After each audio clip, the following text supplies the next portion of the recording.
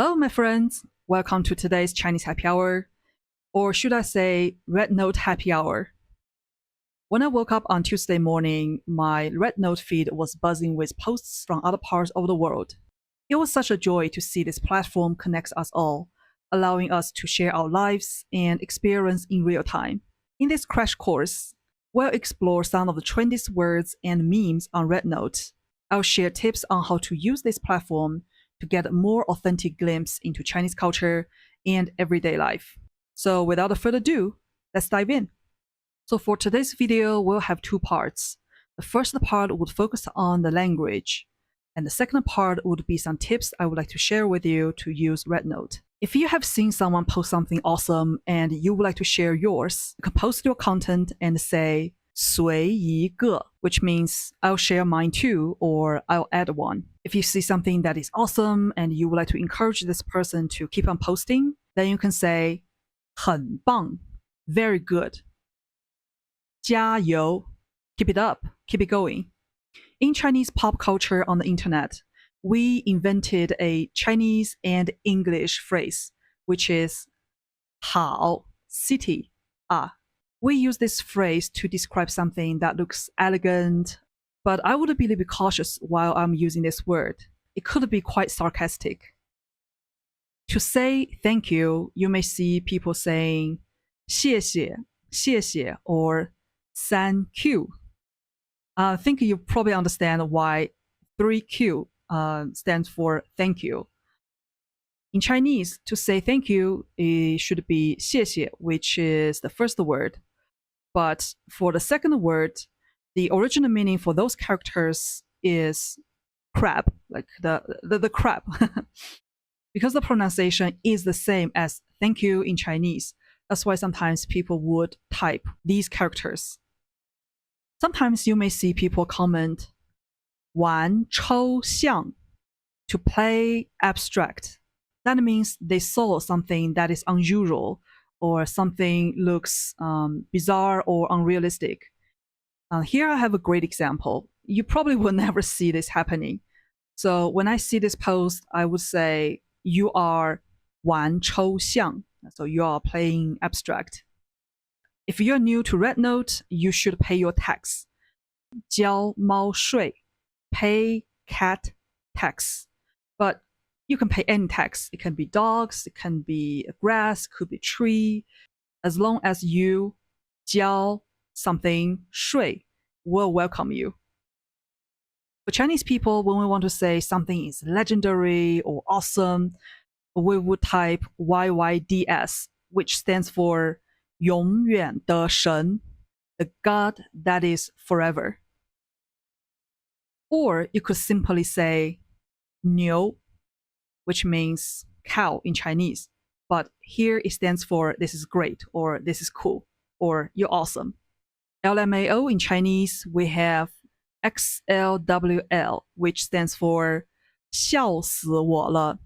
So I laugh, die. So I'm laughing to die. 姐妹 means sisters. According to statistics, most users on Rednote, for Chinese people, are female. So to me, when I look at someone's post, as long as I don't know this person's gender, I would call this person sis, 姐妹. 姨姨 stands for auntie. You will see a lot of 姨姨under very cute cat photos or your pet photos. To be honest, on Chinese internet culture is you, yi, s, yi, which stand for 有一说一. Got one thing, say one thing. And the last word is my personal favorite, which is 对账, stand for truth checking. I've saw a screenshot on Rednote that there's an American person and a Chinese person exchanging photos of groceries and grocery price. So you can do a lot of 对账 on Rednote to get to know more detail about regular people's life here. After sharing our cat photos or pet photos and introducing ourselves, We probably would like to dig a little bit more on Rednote to know how to use it as a guide like Chinese people. In China, we use Rednote as a tool to search for recommendations like food, traveling, gears, makeup, art, events, etc. Here are some keywords I could recommend you to punch in the search bar. Pet is 宠物. Makeup is 美妆. Useful items is 好物. It can be anything. It can be home decor. It can be some really good soap that you can use for your shower. Music, 音乐. Art in general is 艺术. If you dig into Chinese culture, you could search 中国文化, which stands for Chinese culture. But personally, I would recommend you to search a little bit more specific, which is 中国非遗文化, Chinese intangible cultural heritage. If you search that, you will see some art that is not in mainstream, but absolutely stunning, beautiful. Strongly suggest you to search that. If you're a big fan to collect memes, you can search 梗图. It can be a little bit more specific. If you want to see cat memes, you can add cat in front of a 梗图, which will be 猫梗图. If you want to see some content that's humorous, you can search 搞笑. If you're someone like me who's still looking for your own style, you could search 听劝 or post 听劝 post on Rednote. Normally, people will hold a piece of paper and write 听劝 on it, and your Chinese homies will give you a lot of tips on personal style. If you want to know more about Chinese food or food in general, you can search 美食, which means delicious food. But my personal favorite is 空气炸锅食谱, air fryer recipes. And finally, you can ask people to recommend you things.